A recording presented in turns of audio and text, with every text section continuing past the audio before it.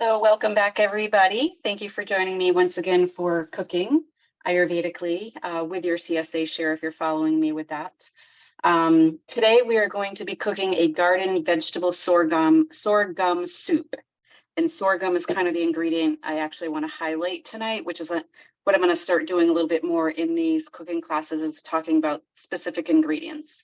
Sorghum is a grain, and I personally recently went gluten-free, so I've been looking for some different grains to cook with, breads, that type of thing, trying to learn how to cook with different flours and grains. And I've actually had sorghum for a while. I just haven't used it very often.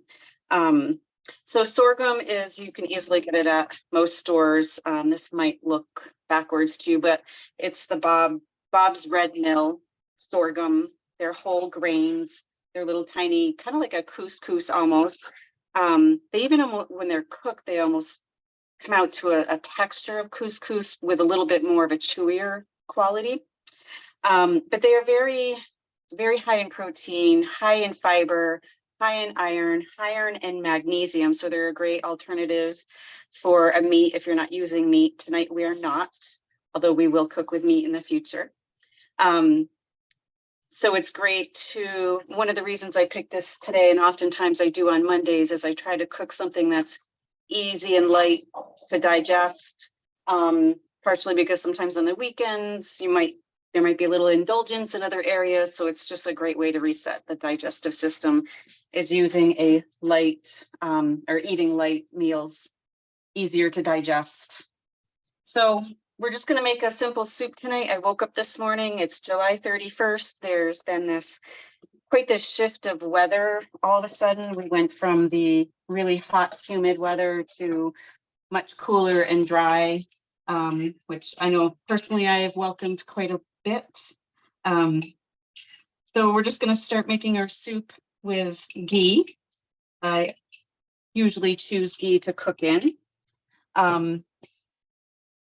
And then I'm going to add my spices. So I just put a little bit of pink Himalayan salt and some black pepper.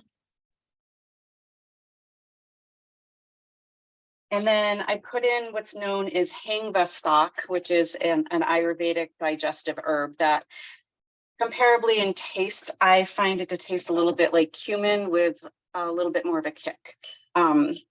For those of you that understand the doshas, the Vata dosha is very pacified by the hangva stock herb. And in Ayurveda, the way that they cook is with their ghee first and herbs along with onions most of the times. So I'm going to throw onions in with my herbs. These are the last of my green onions from last week. I know we didn't get any this week, which I personally will be bummed because I use a ton of onions. So you cook those together for a few moments.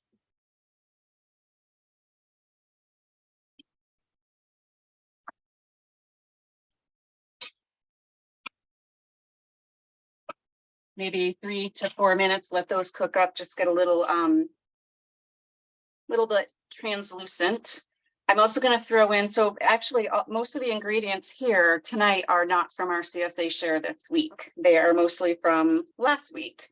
So I try to use up my vegetables before I dig into the new ones. So I actually had some cabbage left over, just a little bit from a couple weeks ago. So I just shredded it up and I'm going to throw that in as well. Cabbage gives soups a really yummy taste. So let that cook with the onions for a couple minutes. And then I thought I would just come back to talking about sorghum a little bit more. Talking about the doshas, it's very pacifying for the kapha dosha, if you understand what that is. And if you don't worry about it. You'll learn over time if you stay with me. But kapha dosha is the dosha that is of excess usually. And oftentimes diseases that arise as a kapha disorder would look like obesity or diabetes.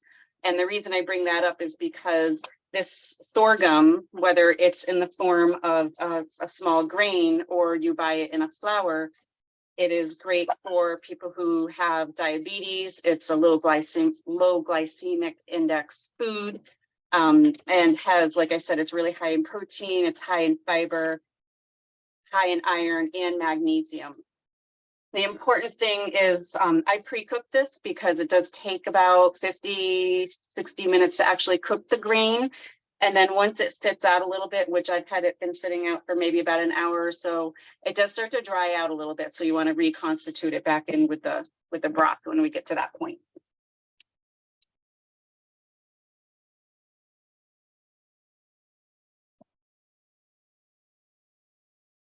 The other interesting thing, before I go to the next interesting thing, I had some leftover radishes from a couple weeks back in our CSA share, and I actually personally don't care for radishes raw, but they're really great cooked. I think they really change the flavor. They change from kind of like a pungent type flavor to a little bit more sweet, a little bit more neutral, and they become very juicy, kind of almost like I use them in place of a potato almost.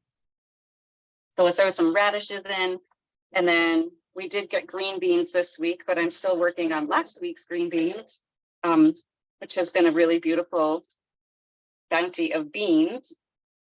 So I'll be throwing those in next. But back to that interesting thing about sorghum. So I have not tried this yet, and I can't wait to. It will be my next snack. But when you buy it in the seed form, you can actually pop it like popcorn. So I'm very excited to try that, and I'll let you know how that turns out later, or you can just try it yourself. But it has kind of a sweet, nutty flavor, the sorghum.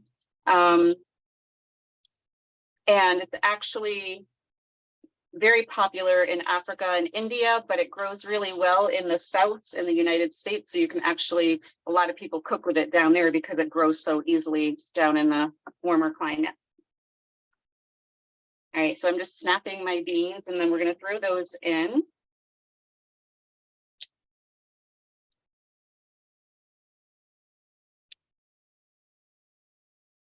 And so I almost kind of like to think of this as my kitchen sink type of soup. I often will make soups out of just whatever vegetables I have left over from the week.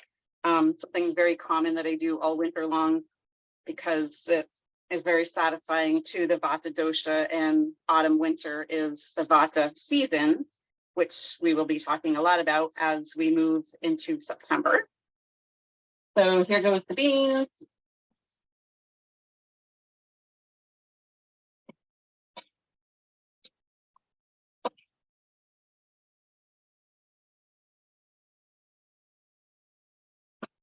So it's going to cook for a little while.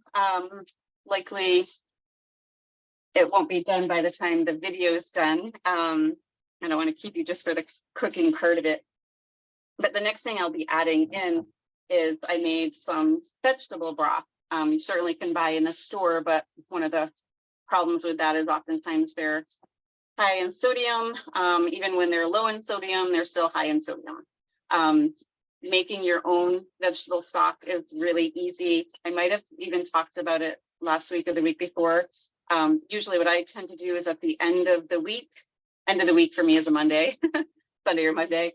But at the end of the week, I will take all of like the ends of all the vegetables I cut up through the week, or maybe some of those vegetables that I got a couple weeks ago and they're starting to not be the most optimal to use up.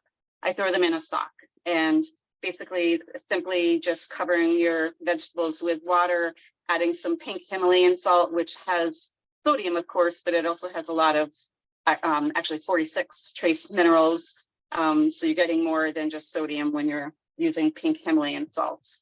So then you add also your vegetables, your salt, your water, and then you add a little bit of apple cider vinegar. And what that does is helps to pull out some of the nutrients out of the vegetables, leaching it into the water so that it holds on to all that goodness. So it's pretty simple to make. Like I said, it usually has a nice little vegetable color. And we'll add those in just a moment.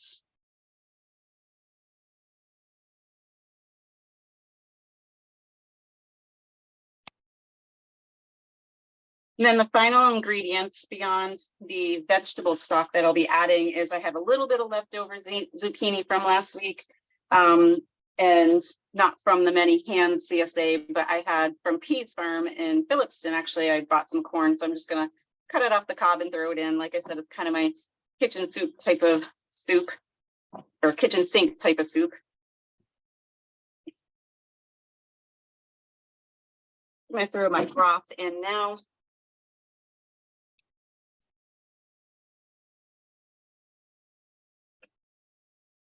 Yeah, I might as well put the whole thing in. So that's probably gonna cook for about 20 minutes or so before the vegetables are tender, maybe 25 minutes. And then about 5 minutes before the ending, I'm gonna chop up the zucchini really in small pieces and put that in, as well as the corn. They don't take that long to cook. The corn is actually already cooked, and zucchini, especially cut up small, doesn't take long at all. So I'm not gonna keep you for that whole time that the soup is gonna cook. But just wanna come back to, oh, and I'm sorry, I'll add in the sorghum, which I've already cooked, and I do want that to cook for probably at least another 10 minutes. So it helps to reconstitute some of the dryness as it's been sitting on my counter for a couple hours. So I hope that you enjoy this video. Like I said, sorghum is kind of the highlight of this video, but if it's something that you don't have available, you could always use rice or quinoa or barley, or really any other soup grain, or you could even use pasta if you wanted pasta. So mixing up the vegetables, like for example, we got turnips today. So if you've already eaten all your radishes, I hadn't, you could use turnips in place of radishes.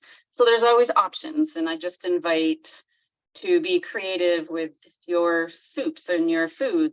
There's a lot of substitutes outside of just what recipes are, and I think that being able to kind of look in the refrigerator and say, okay, what can I make out of this is fun. So I invite you to try to do that and enjoy your soup, and I will be back next week. Thank you.